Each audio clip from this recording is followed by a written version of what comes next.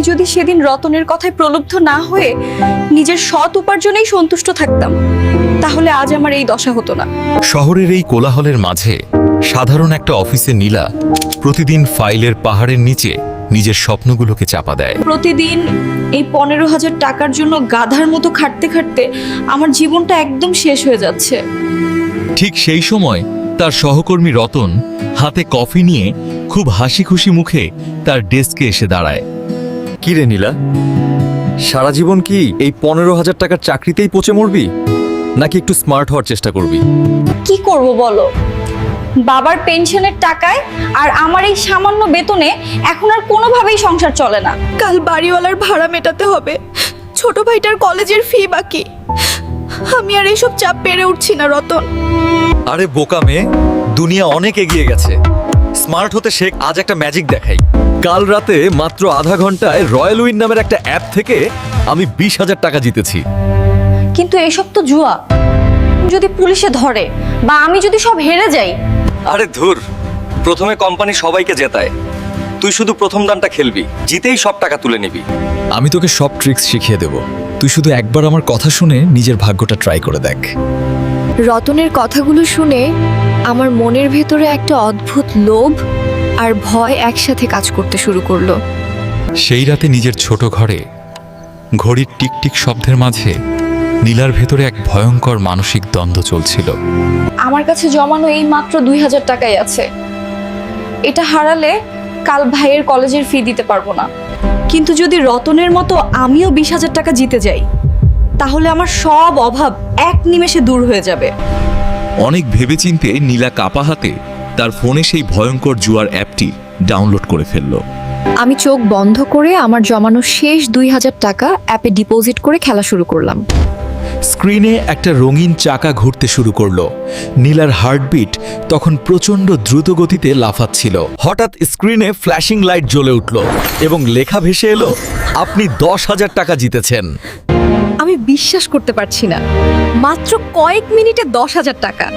রতন ঠিকই বলেছিল, এটা তো ম্যাজিক। প্রথম দানেই যখন 10,000 জিতলাম, তাহলে আরো একবার খেলে দেখি না আরো কত জিততে পারি। সে রাতে নীলার আর ঘুম হল না। তার ভেতরের লোভ আর অসহায়তা তাকে এই মরণ ফাঁদে আরো গভীরে টেনে নিল। 1 মাস পর নীলার জীবন পুরোপুরি বদলে গেছে। সে এখন দামি জামাকাপড় পরে, কিন্তু সারা রাত জুয়া খেলে। নীলা, তুই কিন্তু এই অ্যাপের প্রতি খুব বেশি আসক্ত হয়ে যাচ্ছিস। এবার তোর থামা উচিত, নয়তো সব হারাবি। তুই চুপ কর তো রতন। কাল রাতে আমার 1 লাখ টাকা লস হয়েছে, ওটা আমাকে আজ তুলতেই হবে। জাস্ট আরেকটা বড় দান। পরের দিন অফিসে অডিট চলছে, আমি ভয়ে ঘামছি, কারণ আমি কোম্পানির ফান্ড থেকেও অনেকটা টাকা সরিয়ে ফেলেছি। 1 লাখ টাকা অ্যাপে ঢুকিয়ে সে আবার খেলা শুরু করলো। তার চোখ শুধু স্ক্রিনের দিকে আটকে ছিল। জাস্ট একটা বড় দান আমাকে জিততেই হবে। পরের দিন সকালে অফিসের অডিট রিপোর্টে 1 লাখ টাকার গরমিল ধরা পড়ল এবং নীলার ডাক পড়ল বসের রুমে। তোমার এত বড় সাহস, তুমি কোম্পানির অ্যাকাউন্ট থেকে 1 লাখ টাকা নিজের অ্যাকাউন্টে ট্রান্সফার করেছো। টাকাটা কোথায়? স্যার, আমাকে ক্ষমা করে দিন, আমাকে জাস্ট কয়েকটা দিন সময় দিন, আমি আপনাদের সব টাকা ফেরত দিয়ে দেব। কোনো সময় দেওয়া হবে না, ফায়ার্ড। আমি এখনই পুলিশ ডাকছি, তারা তোমার সাথে বাকি কথা বলবে। আমি অসহায় হয়ে রতনের দিকে তাকালাম, যে আমাকে এই জুয়ার নেশা ধরিয়েছিল, কিন্তু সে আমার দিক থেকে মুখ ঘুরিয়ে নিল। স্যার, আমি ওকে আগেই বলেছিলাম এসব অনলাইন জুয়া খেলা বন্ধ করতে। আমার এই চুরির সাথে কোনো সম্পর্ক নেই। বাইরে বাড়িওয়ালা ভাড়ার জন্য চিৎকার করছে, ছোট ভাইটা টাকার জন্য বসে আছে, আর আমি একবারে পথে বসে গেলাম। আমি ওই সামান্য লোভের ফাঁদে পা দিয়ে নিজের আর পরিবারের সবকিছু শেষ করে দিলাম। জুয়ার নেশা আমাকে এতটাই অন্ধ করে দিল যে আমি বাবার আলমারি থেকে পেনশনের জমানো শেষ টাকা চুরি করলাম। শুধু এই দানটা, এই টাকাটা দিয়ে আগের সব লস রিকভার করব, তারপর সব টাকা ঠিক জায়গায় রেখে দেব। বাবা টেরও পাবে না। আমি প্রমিস করছি, এটাই শেষবার। এরপর আমি আর কোনোদিন এই অ্যাপে ঢুকবো না। স্ক্রিনে লাল রঙে ফ্ল্যাশ করে উঠল, ব্যালেন্স 0। আপনি 50,000 টাকা হেরে গেছেন। নীলার অবস্থা দেখে আমি দূর থেকেই বুঝতে পারছি পরিস্থিতি এখন পুরোপুরি আমাদের হাতের বাইরে চলে গেছে। হ্যালো রফিক ভাই, আমাকে আর মাত্র 50,000 টাকা ধার দিন। আমার করব? সন্ধ্যায় আমি ভয়ে ভয়ে বাড়ি ফিরে দেখলাম পুরো ঘরে এক অদ্ভুত ভয়ঙ্কর নীরবতা নেমে এসেছে। আমার বুক কাঁপছে। আমি আমার আলমারির ড্রয়ার খোলা দেখলাম আর কোম্পানির এই লিগ্যাল নোটিশটা পেলাম। তুই এটা কি করেছিস নীলা?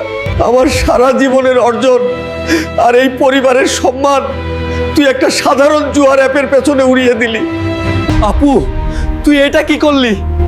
আজ কলেজে রফিক নামের এক মাস্তান লোক এসেছিল, তুই টাকা ধার করেছিস। বাবা, আমাকে মাফ করে দাও। আমি বুঝতে পারিনি যে ওরা আমাকে এমন জঘন্য একটা ফাঁদে ফেলছে। আমি যদি সেদিন রতনের কথায় প্রলুব্ধ না হয়ে নিজের সৎ উপার্জনেই সন্তুষ্ট থাকতাম, তাহলে আজ আমার এই দশা হতো না। মনে রাখবেন, অনলাইন গেম বা ক্যাসিনোতে রাতারাতি বড়লোক হওয়ার স্বপ্ন আসলে আপনাকে ভিখারি বানানোর এক নিখুঁত পরিকল্পনা। জীবনে টাকা রোজগার করার কোনো শর্টকাট রাস্তা নেই, একমাত্র নিজের সততা আর কঠোর পরিশ্রমই আপনাকে সফলতা এনে দেবে। দয়া করে আমার মতো এই অনলাইন জুয়ার ফাঁদে পা দেবেন না। আপনাদের কষ্টার্জিত টাকা এভাবে ধ্বংস করবেন না। জুয়া থেকে নিজে দূরে থাকুন এবং আপনার পরিবারকেও দূরে রাখুন। আপনার সামান্য সচেতনতাই পারে একটি জীবন বাঁচাতে। আমাদের এই সচেতনমূলক ভিডিওটি যদি আপনাদের ভালো লেগে থাকে, তাহলে এখনই রিপন গল্পঘর চ্যানেলটি সাবস্ক্রাইব করে পাশে থাকুন। রিপন গল্পঘর চ্যানেলের এই ভিডিওটি বেশি বেশি শেয়ার করুন, যাতে আর কোনো পরিবারের জীবন এই জুয়ার ফাঁদে ধ্বংস না হয়।